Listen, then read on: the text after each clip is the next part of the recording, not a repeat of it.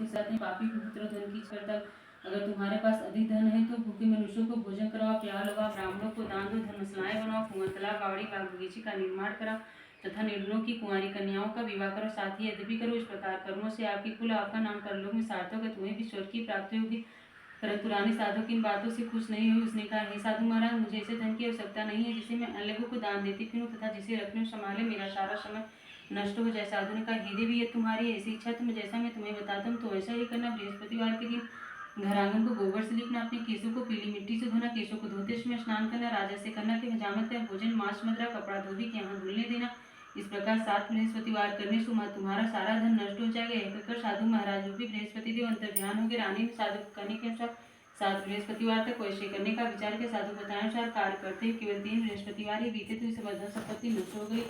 भोजन के लिए दोनों समय परिवार तरसने था, सांसारिक भोगों से दुखी रहने। तब राजा रानी से कहा कि हे रानी, तुम यहाँ पर हो, मैं दूसरे देश को जाता हूँ क्योंकि आपको मुझे सभी मनुष्य चाहते, इसलिए मैं आपको कोई काम धंधा नहीं कर सकता, परदेश जा रहा हूँ। यहाँ वहाँ पे कोई काम धंधा करूँ, शायद हमारे भाग बदल जाएंगे। ऐसा कहकर राजा परदेश चला गया। वहाँ से जंगल में लकड़ी काट कर लाता और शहर में बेचता। इस तरह से जीवन व्यतीत करने लगा। इधर राजा के बिना रानी और दासियां दुखी रहने लगी। किसी दिन भोजन मिलता, किसी दिन जल पी के रह जाते। इस समय रानी दासियों को 7 दिन बिना भोजन के व्यतीत करने पड़े। तो रानी ने अपनी दासी का, हे दासी, यहाँ पास के नगर में मेरी बहन रहती है, बड़ी धनवान है, तू उसके पास जा, वहां से 5 सेर बेजर मांग ला जिससे कुछ समय के लिए गुजारा हो जाए। दासी की रानी की बहन के पास गई। रानी की बहन उसमें पूजन कर रही थी। बृहस्पतिवार का दिन था। दासी ने रानी की बहन से कहा, हे रानी, मुझे आपकी बहन ने भेजा, मुझे 5 सेर बेजर दे दो। दासी ने एक बार अनेक बार कही, परंतु रानी की बहन ने कोई उत्तर नहीं दिया क्योंकि वो उसमें बृहस्पतिवार की कथा सुन रहे थे। दासी को रानी की बहन से कोई उत्तर नहीं मिला तो वह बहुत दुखी हुई। उसे क्रोध भी आया। लौटकर रानी से बोली, हे रानी, आपकी बहन तो बड़ी घमंडी और छोटे लोगों से बात भी नहीं करती।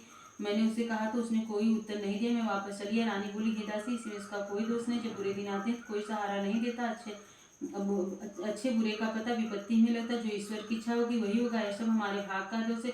उधर रानी की बहन ने सोचा कि मेरी बहन की दासी आई थी, परंतु मैंने उससे नहीं बोली, इससे वह बहुत दुखी हुई। कथा सुन विष्णु भगवान का पूजा समाप्त करो, अपनी बहन के घर आई। कहने लगी, हे बहन, मैं बृहस्पतिवार का व्रत कर रही थी, तुम्हारी दासी हमारे घर गई थी, परंतु जब तक कथा होती तब तक हम लोग न उठते न बोलते हैं, इसलिए मैं नहीं बोली। कहो दासी, क्यों गई थी? रानी बोली, बहन, हमारे घर अनाज नहीं था, उससे तुमसे कोई बात छिपी नहीं, इसी कारण मैंने दासी को तुम्हारे पास 5 सेर बेचर लेने के लिए भेज दिया था। रानी की बहन बोली, बहन देखो, बृहस्पति भगवान सबकी मनोकामना पूर्ण करते हैं, देखो शायद तुम्हारे घर भी अनाज रखा हो। यह सुनकर दासी घर के अंदर गई। उसे एक बड़ा बेजर का घड़ा मिला।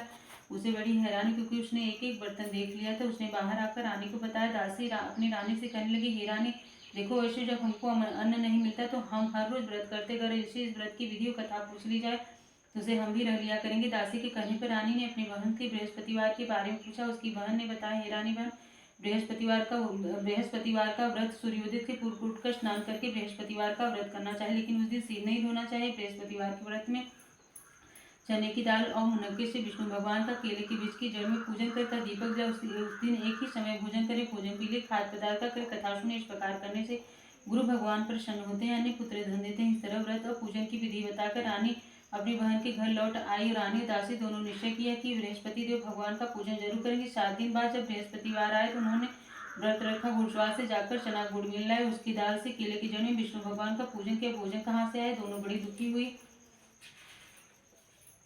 परंतु उन्होंने व्रत किया था, इसी कारण बृहस्पति भगवान प्रसन्न थे। एक साधारण व्यक्ति के रूप में 2 थालों में सुंदर पीला भोजन लेकर आया। दासी को देकर बोले, हे दासी, यह भोजन तुम्हारे और रानी के लिए तुम दोनों करना। दासी भोजन पाकर बड़ी प्रसन्न हुई। रानी से बोली, रानी जी, भोजन कर लो।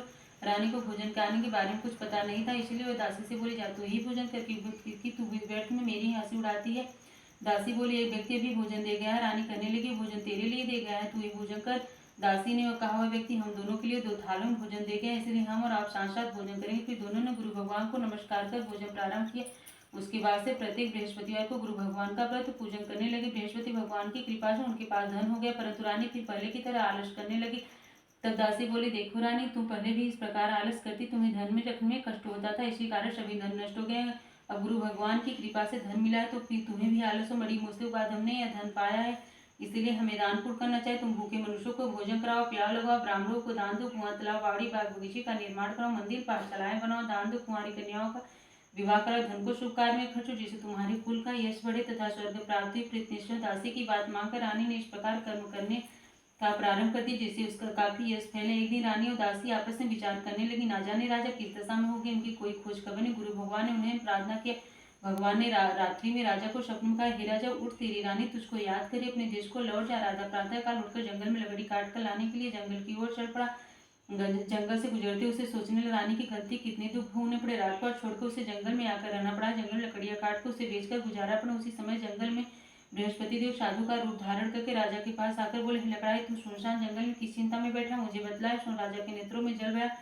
साधु से वंदना कर बोला, हे प्रभु आप तो सब कुछ जानने वाले। इतना कहकर राजा ने साधु को संपूर्ण कहानी सुना दी। महात्मा तो स्वभाव से ही दयालु होते हैं। वे राजा से बोले, तुम्हारी पत्नी ने बृहस्पतिवार के प्रति अपराध किया था, जिसके कारण तुम्हारी ये दशा हुई, तो किसी प्रकार की चिंता मत करना। भगवान तुम्हें पहले से अधिक धन देंगे। देखो, तुम्हारी पत्नी ने बृहस्पतिवार का व्रत करना प्रारंभ कर दिया। अब तुम भी बृहस्पतिवार का व्रत करके चने की दाल, गुड़ जल को लोटे में डाल करके केले के पत्ते पे भगवान विष्णु का पूजन करो, फिर कथा कहो या सुनो, भगवान तुम्हारी सब मनोकामना पूर्ण करेंगे। साधु को प्रश्न देकर राजा बोला, हे प्रभु, मुझे लकड़ी बेचकर इतना पैसा नहीं बचता जिससे मैं भोजन करने के उपरांत कुछ बचा सकूं। मैंने रात्रि में अपनी रानी को व्याकुल देखा, मेरे पास कोई साधन नहीं जिससे समाचार जान सकूं। फिर मैं बृहस्पतिवार की कौन सी कहानी कहूँ या सुनूं, मुझको तो कुछ भी मालूम नहीं। साधु ने कहा, हे राजा, तुम किसी बात की चिंता मत करो। बृहस्पतिवार के दिन रोजाना की तरह लकड़ियां लेकर शहर जाओ। तुम्हें रोज से दुगना धन प्राप्त होगा, जिसे तुम भली भांति पूजन कर लोगे तथा बृहस्पति देव की पूजा का सामान भी आ जाएगा। बृहस्पतिवार की कथा इस प्रकार है। प्राचीन काल में बहुत ही निधन ब्राह्मण था, उसके पास कोई संतान नहीं थी। नित्य पति पूजा पाठ करता था, परंतु इसकी स्त्री बड़ी मलिनता के साथ रहती थी, न स्नान करती, न किसी देवता का पूजन करती थी। प्रातःकाल उठते सर्वप्रथम भोजन करती, बाद में कोई अन्य काम करती। ब्राह्मण देवता बहुत दुखी रहते थे, पत्नी को बहुत समझाती, किंतु उसका कोई परिणाम नहीं निकलता था। भगवान की अनुकंपा से एक समय उस ब्राह्मण की पत्नी गर्भवती हो गई। 10 महीने एक सुंदर कन्या को जन्म दे। निधन ब्राह्मण की कन्या के जन्म से बहुत दुखी हुए। धीरे धीरे ब्राह्मण की कन्या बड़ी होने लगी। बचपन से उस कन्या की रुचि भगवान विष्णु की पूजा में तो प्रातःकाल उठ करके स्नान करके भगवान विष्णु की पूजा करने के लिए मंदिर जाती थी। बृहस्पतिवार को व्रत करती, विधिवत पूजा पाठ करती थी। पूजा पाठ के बाद वह पढ़ने के लिए पाठशाला जाती थी। घर में चलते हुए वह मुट्ठी भर जौ साथ ले जाती थी। पाठशाला के रास्ते में थोड़े थोड़े जौ गिराती। जब वो पाठशाला से घर लौटती तो जौदाने सोने में बदले हुए लड़की सभी सोने के दाने को बीन लाती थी। एक दिन जब वो सोने के दाने को साफ कर रही थी, उसकी माँ ने कहा, बेटी, सोने के दाने को साफ करने के लिए सोने का सूप होना चाहिए। अगले दिन बृहस्पतिवार था। उसने भगवान बृहस्पति को पूजा करते प्रार्थना किया, हे भगवान, यदि मैंने आपका विधिवत व्रत किया हो तो मुझे सोने का सूप दे दो। भगवान बृहस्पति ने उसकी मनोकामना पूर्ण करने का वचन दिया। पाठशाला से लौटते समय उसे रास्ते में सोने का सूप पड़ा मिला। घर लौट करके सोने के सूप को अपनी माँ को दिखाकर सोने के दाने को साफ करने उसी समय नगर में राजकुमार उसके घर के पास से गुजर रहा था। सुंदर लड़की को सोने के सूप को जो साफ करते देखकर राजकुमार उस पर मोहित हो गया। महल में लौटकर राजकुमार ने राजा से उस लड़की की विवाह की करने की इच्छा प्रकट की। तो राजा ने ब्राह्मण को महल में बुलाकर लड़की से विवाह की बात कही। तो ब्राह्मण तैयार हुए। धूमधाम से उस लड़की का विवाह राजकुमार से दुल्हन बन के ब्राह्मण की लड़की महल में चली गई। लड़की के चले जाने से ब्राह्मण फिर निर्धन हो गए। उसे कई कई दिन भोजन नहीं मिलता था। बहुत दुखी होकर ब्राह्मण एक दिन अपनी लड़की के पास अपना पिता का निर्धनता का समाचार सुनकर उसे बहुत सा धन देकर पिता को विदा किया। उस धन के ब्राह्मण के कुछ दिन तो आराम से गुजरे, लेकिन जल्दी ही भूखे मरने की हालत हुई। ब्राह्मण अपनी लड़की से धन लेने के लिए फिर महल में पहुंचा तो लड़की ने पिता की बुरी हालत देखकर कहा, पिताजी, आखिर आप कब तक मुझसे धन लेकर जीवन यापन करेंगे? आप ऐसा कोई उपाय नहीं करते जिससे आपका भी घर धन संपत्ति से भरे। ब्राह्मण ने कहा, मैंने तेरी माँ को बहुत समझा लिया, उसकी समझ में कुछ नहीं आता, उसका फुहड़पन नष्ट हो तो घर की निर्धनता भी दूर हो जाएगी।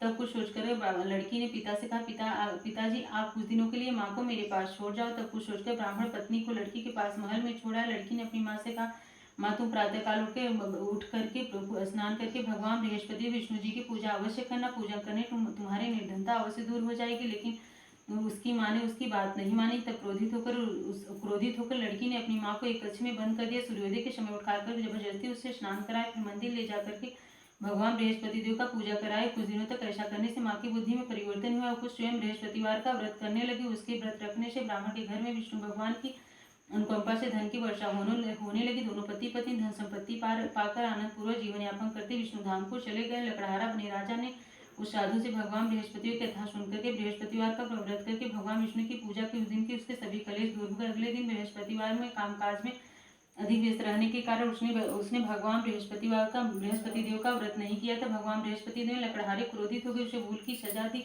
उस दिन नगर में राजा को घोषणा करके सबको सूचित कर दिया, प्रत्येक नागरिक मेरे महल में भोजन करने आएगा, जो नहीं आएगा उसे अपराधी मानकर भारी दंड दिया जाएगा। लकड़हारा बने राजा ने उस नगर में राजा की घोषणा तो सुनी, लेकिन जंगल में लकड़ी काट कर लाने के लिए बेचने में देर हो जाने के कारण उसने महल में भोजन करने नहीं जा सका। अतः राजा ने सैनिकों को लकड़हारे को पकड़कर महल में ले गए। राजा ने उस महल में एक कक्ष में बैठा करके भोजन करा।